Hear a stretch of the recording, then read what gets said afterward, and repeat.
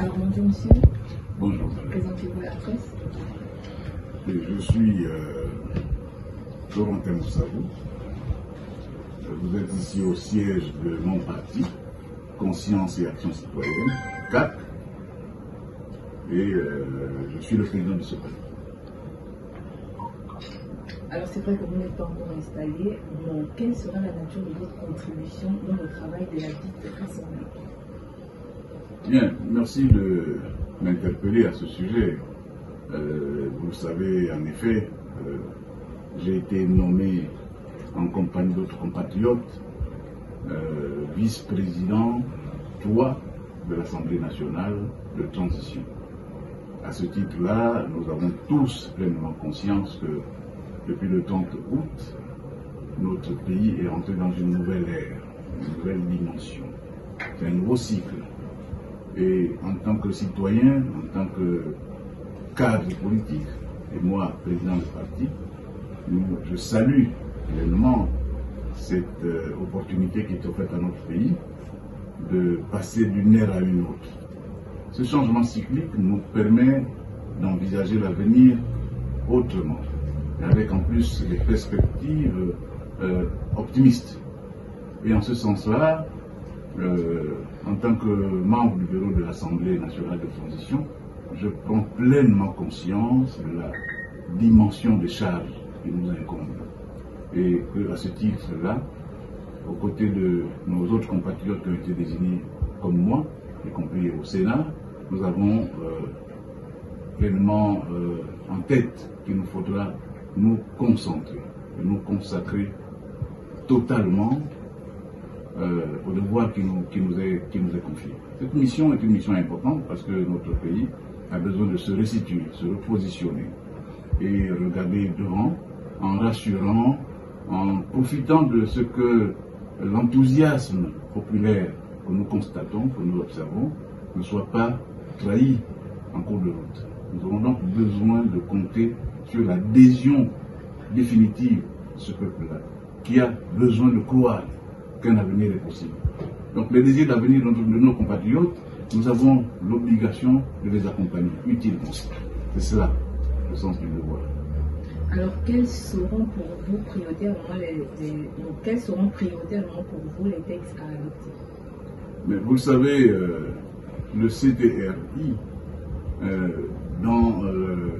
derrière ce sigle, il y a également la notion de restauration des institutions. Je crois que la question centrale, c'est bien celle-là. Les institutions de la République ont été suspendues et il faut absolument les remettre en place. Mais les remettre en place en tenant compte du nouveau contexte. Et c'est pour cela que la transition est un moment qui nous permet de mesurer, chacun à sa manière, chacun à son niveau, mais en provoquant l'adhésion de tous, de telle manière que lorsque la transition sera achevée, nous ayons, nous, Gabonais, notre pays, notre peuple, se sentent dans un habit neuf. Et je préfère souvent, à ce niveau-là, laisser l'histoire se faire. Vous savez, quand on regarde l'histoire des grandes nations, telles que la France, Louis XIV a fait Versailles, et ensuite, Mitterrand est venu faire l'Arche de la Défense. Quand vous le voyez, c'est sur le même alignement. C'est cela qu'il faut faire. Il faut tracer une voie. Moi, je veux dire que la transition qui s'ouvre depuis le 30 août est une étape nouvelle dans laquelle les anciens, c'est-à-dire nous autres, les jeunes, ceux qui sont avides de participer à la construction du pays, doivent se dire, ayons une trajectoire. Et la Constitution sera notre boussole à tous, avec le code électoral qui surviendra. Voilà. Peut-être un dernier mot, monsieur le Président. Il y a une franche partie du peuple sur les réseaux sociaux qui fait le reproche au président de la transition d'embrasser toute la classe sociale gabonaise et politique. Il comprend, il va jusqu'à prendre une certaine teneur du PDG, ça n'avance pas trop certaines personnes.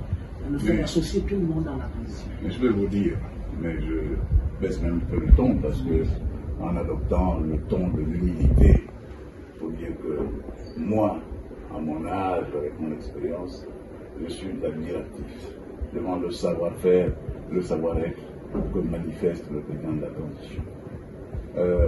peut-être s'inspire-t-il de ce que fut, de ce que fit Omar Bongo, qui avait les bras ouverts, qui savait mettre à ses côtés, y compris ses adversaires, qui a réconcilié les Gabonais pendant 45 ans.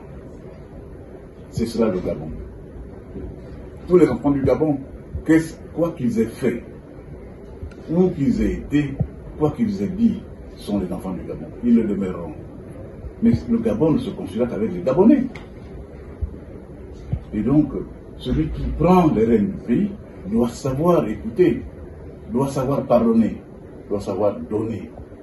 C'est cela que le peuple admire. C'est pour ça qu'il y a cette adhésion, parce qu'on se reconnaît en lui dans les enseignements que nous avons reçus, y compris auprès de nos parents. Et je suis vraiment, je vous le dis, admiratif, et je crois que c'est la bonne voie. Personnellement, je le soutiens et j'accompagne. Peut-être un message particulier à la jeunesse. Les jeunes qui veulent faire la politique et qui pensent qu'on peut tout avoir tout de suite, alors qu'il y a quand même... Vous avez beaucoup vous patientez quand même. On veut persévérer. Mais vous savez, le premier exercice dans la vie politique, c'est précisément la patience et la confiance. Vous savez, je tiens ça des enseignements de nos aînés ou nos ancêtres. Vous imaginez un peu celui qui tend des pièges au village, ou qui va à la pêche. Et quand il monte dans sa pirogue pour aller à la pêche, il n'est jamais sûr de ramener du poisson. Mais il y va. Il reste des heures, parfois même des nuits entières. Et il finit par ramener quelque chose pour nourrir sa famille. Celui qui tend des pièges a le même comportement également. On va tendre un piège, on choisit une piste, on tend le piège, et parfois le résultat ne se vient que 6 mois ou 7 mois après. Mais il ne vient pas, si le lendemain le piège n'a pas pris, il ne vient pas le couper. Il se dit demain, après-demain, ça viendra.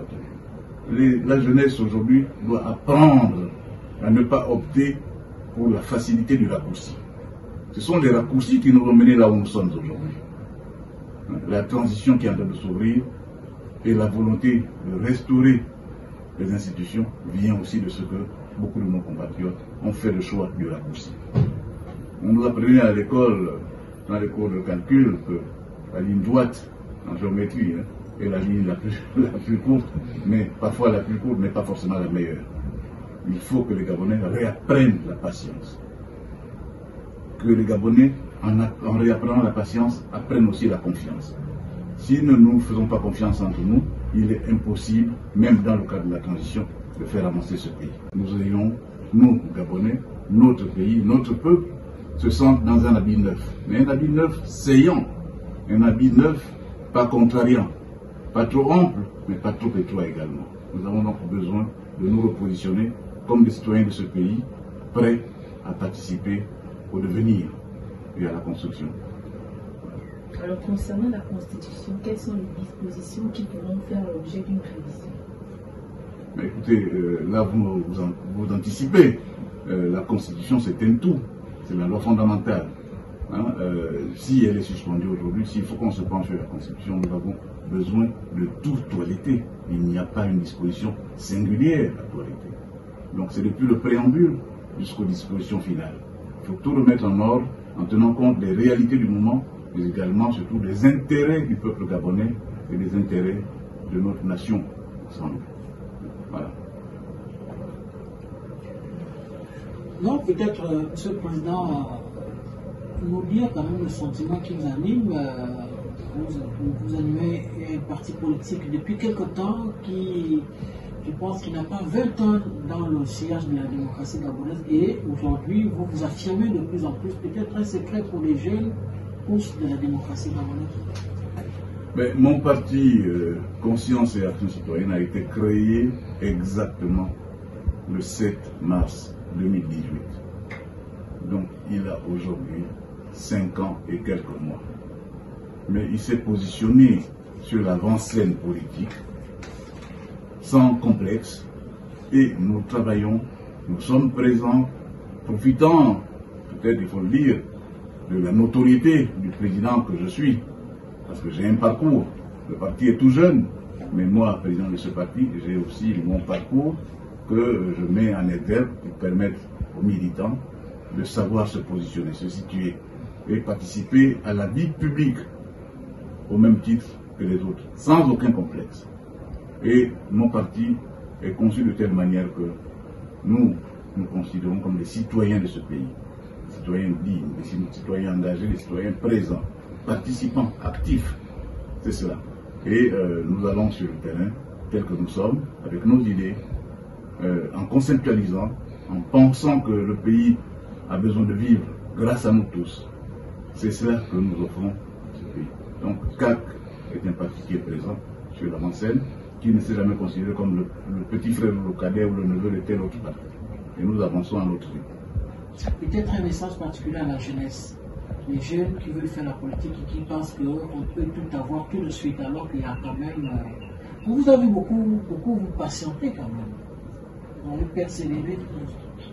Mais vous savez, le premier exercice dans la vie politique, c'est précisément la patience et la confiance.